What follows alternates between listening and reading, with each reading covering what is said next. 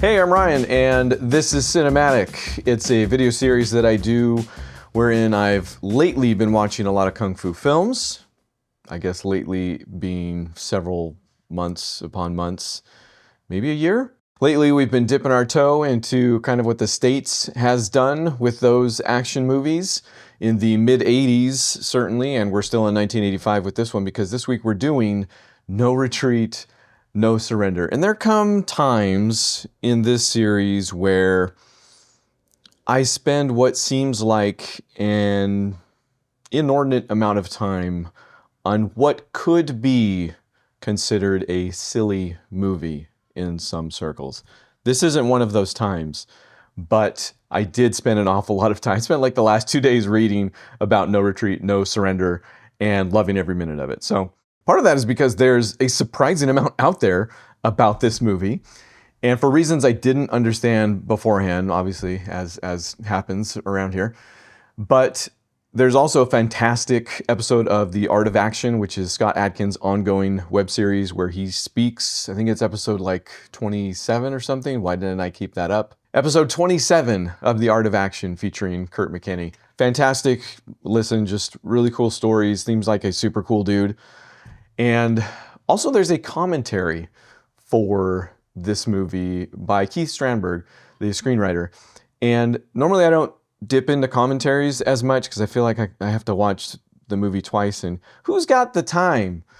But also, again, I'm fashioning quite the ignorant newcomer brand over here at Ryan Runs and too deep in to go back now. But that's just another way of saying I like to form my own thoughts on a thing and then put them out there before I check to see if they're good or not.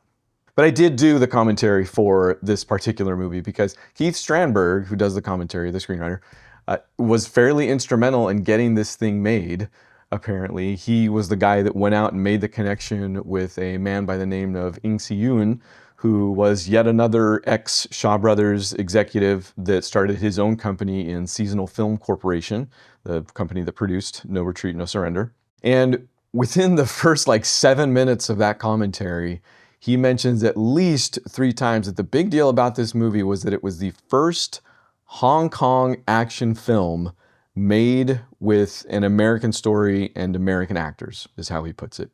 Which is kind of a loaded statement, honestly, especially by 1985. I'm like, nobody, all throughout the 70s when this was exploding, nobody thought about doing that? This is really the first time, and we're early on in this series of films that I'm talking about. Again, I've made a list on Letterboxd, and we've barely been dipping our toe into movies like The Last Dragon. I didn't do American Ninja after all, but would be possibly included in the group of films I'm talking about. So we talked a little bit about Karate Kid obliquely, just that it had happened and was huge, and you can't escape it really.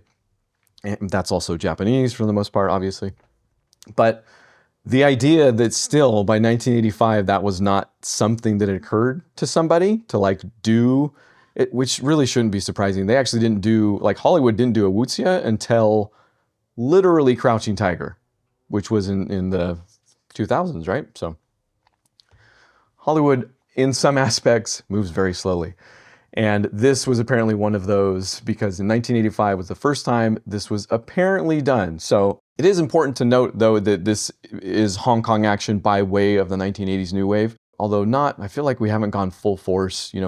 Yes, Madam is already out there, which I feel like, I don't know, again, possibly ignorantly was a watershed. It's especially pertinent to what we're going to talk about here because I think the direct line you're going to draw between this movie and the Hong Kong action movies of the era is by way of the director, Corey Yuen Kui, who I kind of love that this is the first movie of his we're going to talk about. It still makes a lot of sense, but this isn't the first time we've even seen him or that I've seen him in going through this list. He was in Valiant Ones, milling about. He was in Zoo Warriors. He played the head devil at one point. I think there were 2 actors that played him, and he was one of them.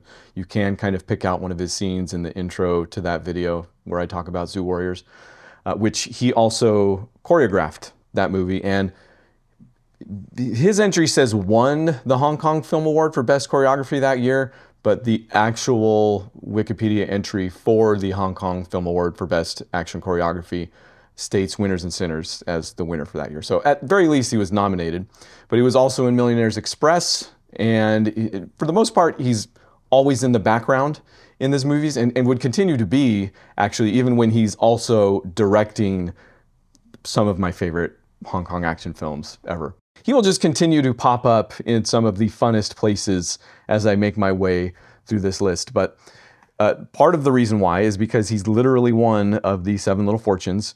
And if it's been a while since I talked about that, the Seven Little Fortunes were this really tight-knit group of actors at the China Drama Academy, consisting of people like Jackie Chan, Sammo Hung, Yuen Biao, to name a few. And if I were to name the rest, it would be Yuen Wah, Yuen Chu, Yuen Tak, Yuen Yai, and Yuen Mo, which, if you're wondering why all the Yuens, it's because I believe it was a form of deference to carry the name of their master, who was Yu Jim Jun. So if I'm wrong about that, please let me know. And possibly come back when we do Painted Faces, a movie from 1988, which I guess is a biopic of that group. I don't know much about the movie.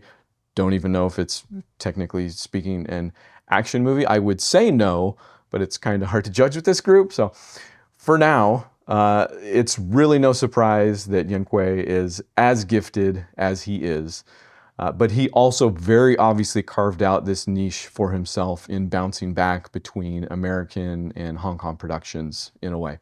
So No Retreat, No Surrender is the first directed movie of his we're going to talk about, but I think it sets the tone pretty well. So is No Retreat, No Surrender really the first Hong Kong action film to feature American actors and an American story? I'd say if it came to certainly what we've watched so far, absolutely, that's what this is. And part of this is just me hedging my bets because my list is incomplete and I am still learning as I go. So let's just say, at the very least, it's one of the first, if not the first, to certainly bring Hong Kong action to America by way of American actors and an American story. So I can tell you one of the places where that was most obvious to me, and honestly, this is kind of one of the places where, like, it's one of the reasons I did this entire series to begin with, because especially as we get closer to the 90s, I've seen some of these movies before, but I saw them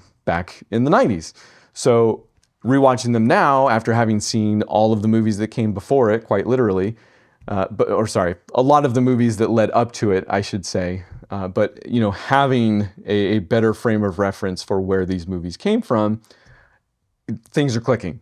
And with this, it came at first with the comedy, actually, which I think that's often one of the things. If you've heard of No Retreat, No Surrender before, by the way, it's probably, again, you know, there's a riff tracks of it. There's plenty of videos out there about, oh, look how bad this movie is, or whatever. So you may have heard of it in that respect already. And I think the comedy probably could send you in that direction. Again, if you were a little bit unfamiliar with what was happening, but I'll tell you exactly what's happening.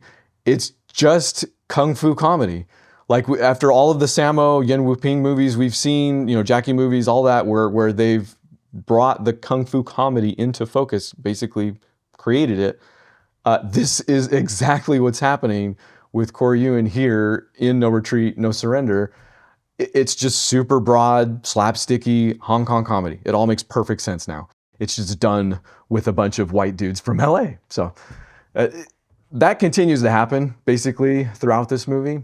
And by the way, this particular movie is about a young martial artist that is, I guess, victim to, it appears like some organized crime bosses are out there taking up all the dojos in the valley, quite possibly the world. It's roughly speaking the plot from Cobra Kai season 5, actually. But in so doing, lead thug of the gangsters, played by Jean-Claude Van Damme. Also, by the way, Jean-Claude Van Damme is in here. If you've not heard of this movie because it's quote unquote bad, you've maybe heard of it because it's the screen debut of Jean-Claude Van Damme. And I guess that probably should have made my list closer to the top of things to talk about, but it's just not a Jean-Claude Van Damme movie. It's a Kurt McKinney and others movie. We'll come back to him for the final fight, Jean-Claude. But essentially, Kurt McKinney, who plays the main guy, Jason Stillwell, I believe, his dad gets his leg broken by Jean-Claude, so they take off to Seattle, which kind of makes a good excuse for him to reconnect with his idol, Bruce Lee. And Strandberg's pretty careful to point out how central Seattle is to Bruce and in his career. He's buried there. There's even a scene in the movie where the character of Jason Stillwell visits the grave and has his moment. But that's kind of the spiritual center of the film, too, actually. And I mean that pretty literally, because Bruce Lee's ghost enters, and that's where Kurt McKinney's Jason Stillwell kind of trains or gets his training, takes that spiritual journey that the protagonist will often do, which, by the way, is, I get the feeling, pretty much a stand-in for Strandberg, who this was his first screenplay. I guess there's some stories that when he was approached, he found Ng Si-yuen, and I believe was the one that actually pitched the movie. And when he called back and asked if Strandberg could write it, I did see some things that were like Strandberg pretty much lied and said yes, even though he had never done that before. But so he wrote the film, but I do get the feeling that the character of Jason Stillwell, and this will happen not only with initial screenplays, but throughout, I do get the feeling that character is kind of a stand-in for Strandberg, who himself very much reverenced Bruce Lee and idolized him in that way. So the reason I mention that, and I'm careful to mention that, because I feel like, given the history, anytime you hear about Bruce Lee's ghost appearing in a film, you probably should be suspicious, honestly. There was an awful lot of Bruceploitation going on, just really gross stuff in a way, but this is not one of those. I can't be more emphatic about that. I do believe the reverence that, because again, this is also a movie you hear about as being a little bit silly or whatever, and there's really one answer to that. It's the acting. They're all fairly early on in their careers. If they had careers, this was also one of those movies where they just went out and got martial artists and taught them to act for the movie. So that's really the thing people are talking about when they're like, this movie's not very good or whatever. Honestly, the treatment, and I would include the script, is totally fine to good, honestly. So that they brought in Bruce Lee's ghost is not, don't worry about that. It's even played by a fairly familiar Bruce Lee impersonator who did do some movies that you should not watch because they are gross. He was in Game of Death, which I did watch and did an entire episode on, I think, right? No, it was a multi-parter. So didn't devote a whole episode to Game of Death. Don't come at me there. But Kim Tae-jong was the name of the man, and is good in this movie. Also, I think instills some reverence into the role. So no matter what he did, good here. And the story too. It's really, again, they're not reinventing the wheel here, but a lot of the Kung Fu films we've talked about didn't do that either. Or it's much like, this is the example I share over and over and over again, especially when it comes to punk rock music, which I have listened to for years and years and years. There is a moment where you, especially if you're just getting into it or from the outside looking in, you listen to all those songs and you're like, these all sound the same. It doesn't take too long, but if you're really up to the task, the value comes in the nuance. So I do believe this is one of those movies where, again, they are not quite possibly reinventing any of the wheels here when it comes to Hong Kong action, but I think it does find value in the nuance. No Retreat, No Surrender, a nuanced film. And again, I would credit a lot of that, if not all of it, as we've talked about in movies like The Last Dragon, to the people involved who very obviously loved what they were doing. They loved the source material. It's easy to look at these movies, again, from the outside and be like, oh, this is silly and funny. But it was made by people who cared, and I believe, certainly if you're looking for it, that shines through, 1,000,000%. And I think that carries through to the final act, where Kurt McKinney does get to face off against Jean-Claude Van Damme. And it's not as fast-paced necessarily, or as long in the choreo, or as extremely good as a lot of the stuff we've seen so far, but it's unmistakable that you're watching two extremely talented and professional martial artists face off in the ring, Kurt McKinney very much included. In fact, this was one of the reasons I did see this earlier on, I didn't see it back in the 90s, was because there was a RiffTrax of it, and as there are of several, Cynthia Rothrock films as well. But again, it's one of those bits where you're like, this is a funny movie, but wait, isn't he actually really good? And yeah, that's that bears out. They are really good. And it's good for the movie because I think they do end up hanging a lot on it. If we were to talk about the construction of No Retreat, No Surrender, there's not a lot of, once he gets to Seattle, there's some bullying that takes place, and there's not a lot of resolution to that storyline necessarily. They basically kind of let the final fight do that work for them.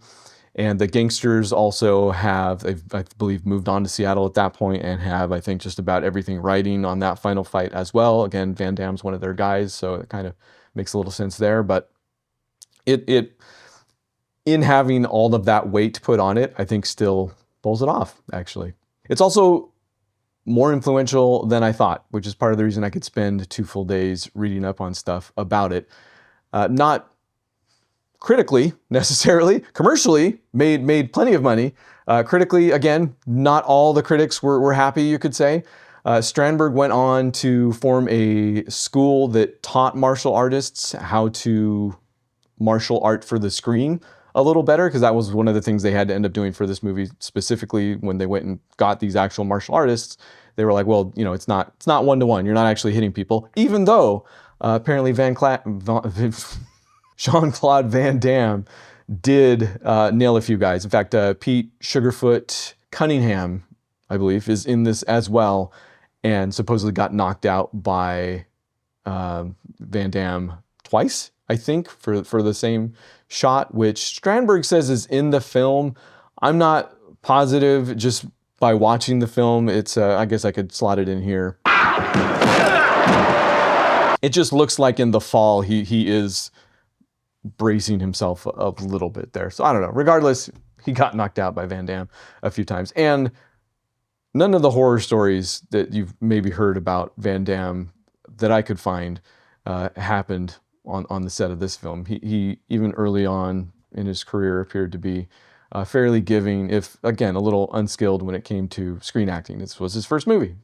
But in addition to that school that they formed, which who knows how many actors that went on to influence, that we're probably also going to watch movies about, or you've already seen from the 80s. But Strandberg went on to write 8 more movies for Eng See-Yuen, including the other No Retreat, No Surrender movies, because yes, this became a franchise. Kurt McKinney did not come back for a bunch of really interesting reasons as well, nor did Jean-Claude Van Damme.